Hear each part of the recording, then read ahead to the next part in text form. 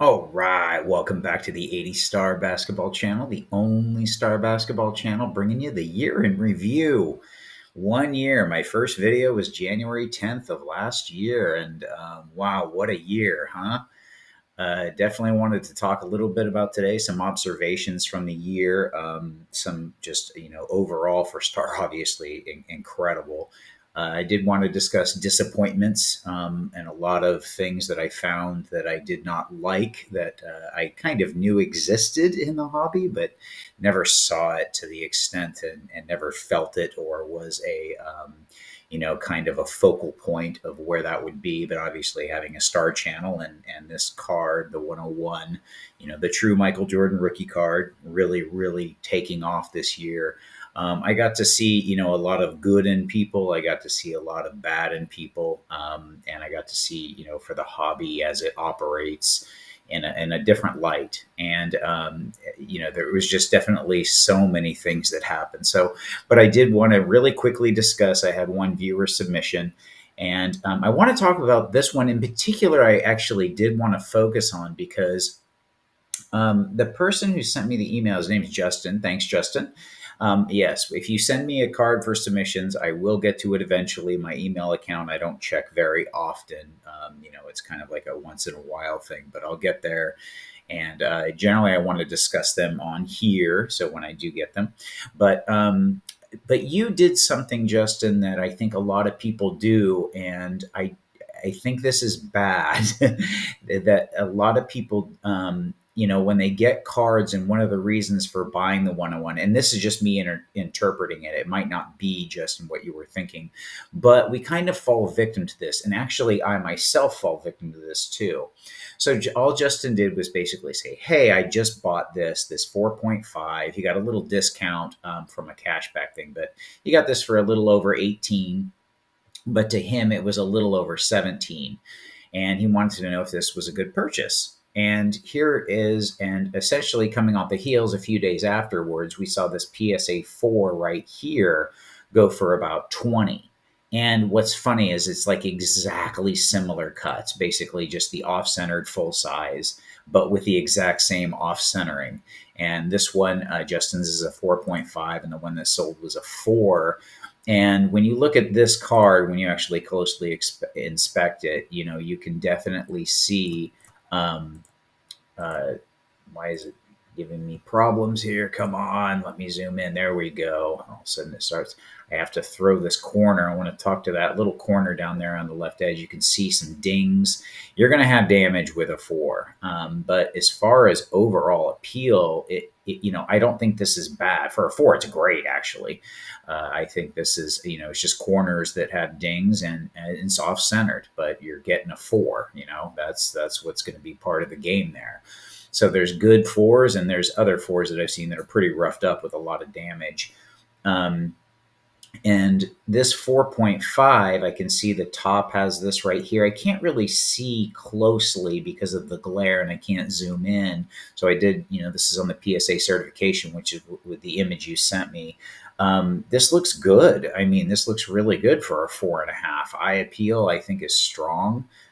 For a 4.5, a lot of people would think, that this isn't because of the off centering, but if you're getting a 4.5, that's what comes with the territory. But the top's going to be bigger. But actually, for a 4.5, I think this is great. And you kind of looked at this card, and then Justin followed up and said, "Hey, the 4 sold for 20, so I guess mine was a great deal. That values mine higher." And that's the trap I'm talking about. The one thing that we tend to do that we should not is a lot of people go by the last comp. The last comp is the overall and everything. And I think that's a thing that's a mistake. Do not do that. This doesn't value this at like 22,000 immediately. It doesn't do anything in that. All it does is, because you never know what the next auction will bring, especially with something that's a low population like this card. You know, is it mean that this probably is either a little higher or a very good price you got? Yes, I actually think you got a fair value. I think you got strong. A lot of people worried, oh, I'm going to buy something. This is obviously a big purchase. people come and get these, they don't want it losing value over the night. I get the worry. However, if you're worried about the short term values of things that you are purchasing, then be very, that's something that you got to look at and go, I need to be able to handle this if I'm getting into a card this size. I do think that these have bottomed out. I think this is a great time to buy. I do think that, I'd much rather pay for a PSA 6, the 25,000 as opposed to the 50,000. And a lot of people still aren't buying to hold out to see if it goes any lower. And I think that's a mistake. If you love the card, get it. That's kind of my advice, and it has been for a year now.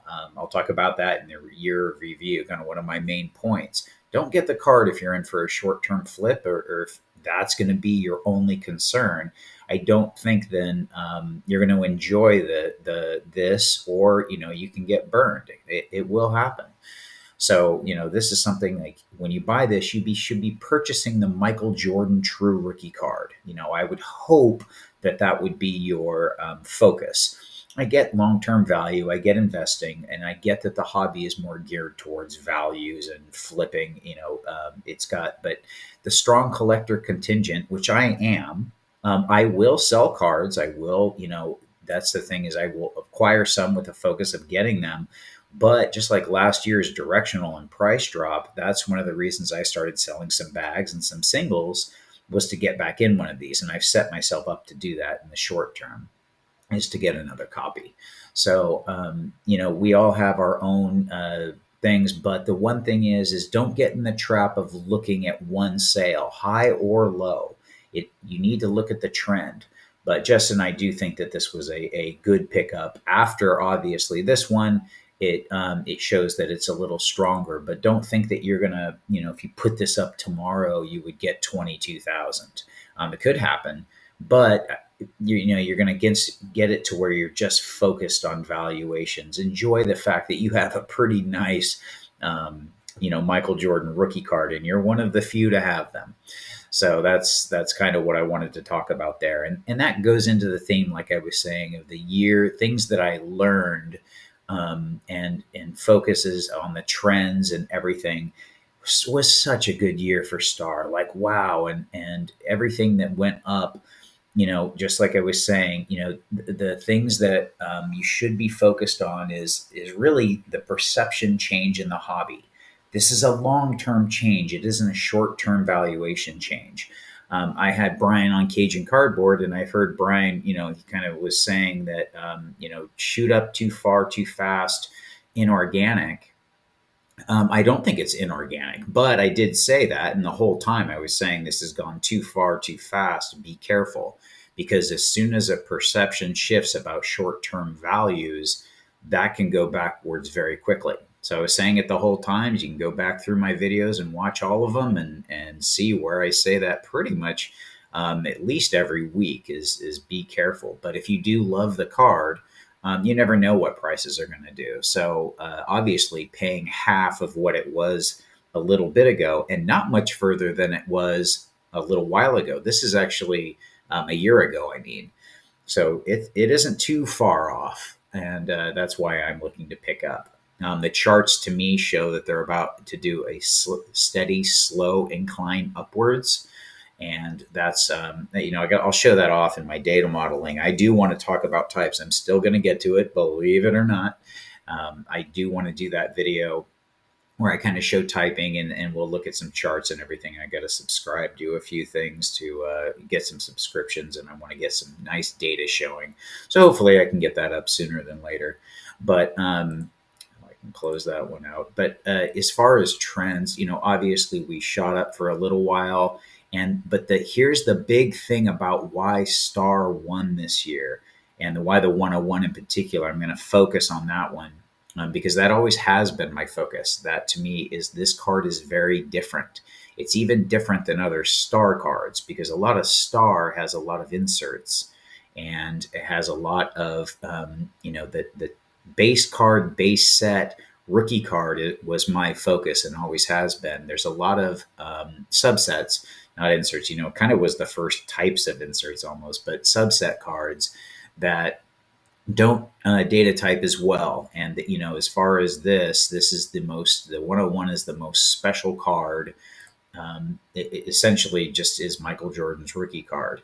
And that the thing that changed this year that is going to be going forward, that's the thing, is when Brian is saying this is inorganic, it's not. It took a little time from the PSA legitimizing it and people talking about it. What happened this last year was social media. You had a ton of social media come out and say, and I think I don't subscribe to them anymore, but I'm going to look up sports card investor. Let's see let's go look at Jeff's, because what he put out was right here. He talks about the 101 in his top five. He does say it and he does talk about it. And I think there's no audio here, so I'll pass while I talk. Um, he does talk about the 101 in here, and he discusses the 101, being in everything that happened.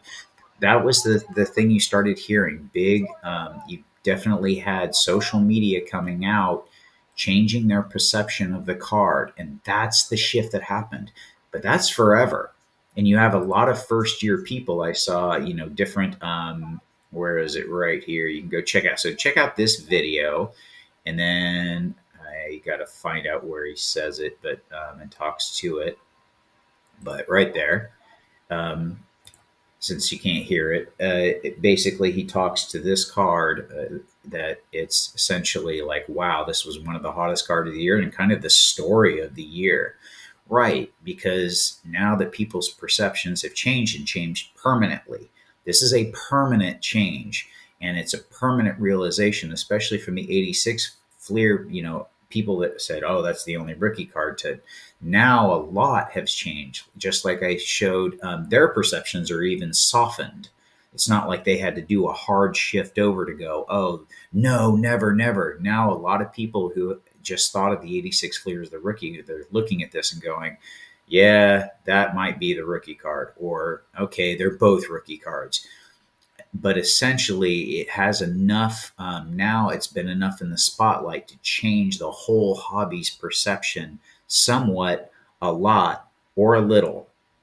There's a few, I think a lower percentage were changed, not changed at all. So I think that this definitely, putting the spotlight on it definitely is what happened this year. That was the thing that happened, was big time the perception change, especially among the people who have the voices. You may not like Jeff Wilson at all. That is irrelevant to me. The fact is facts are facts. He has a large audience, a very large audience. Look at this. He has 28,000 views on this video. Do you not think that they all saw this, or a lot of people saw this? And things from all over the places, from Jeremy Lane and Sports Card Dad. Love Dustin. Dustin's still my fave. And even Sports Card Madness, he looked at it and said, man, I just always thought the 86 Fleer was, but I guess maybe they're both, or maybe this is the rookie. I don't know. He has an affinity for the 86 Fleer, just like I did. We all grew up, but I'm basically willing. It's like kind of looking at facts, and it's like, yeah, first base card, base set, licensed product. And it covered comprehensively the NBA. The 84 star set is a much more comprehensive coverage than the 86 Fleer set of the NBA. So that's one thing. And obviously, we did the Beckett debates. That was my best hobby experience. So for the year in review, this is really what happened. Prices did follow, but what's funny is I actually didn't really care about the pricing too much. It's the perception change, and that's the kind of the real world affirmation, was the prices going up. But so many people coming out and saying it and being heard is really what I was looking for. And, they had everyone that, obviously it hit a crescendo. And I was saying it for probably a good month and a half or 2 months before, as it really shot up quick. I was, basically throwing out the caution flags and saying, okay, be careful. And then as it shot up, it basically turned into like everyone started using the words pump and dump. And it's like that implies that it all started or was manipulated for a reason on purpose to get rid of the cards.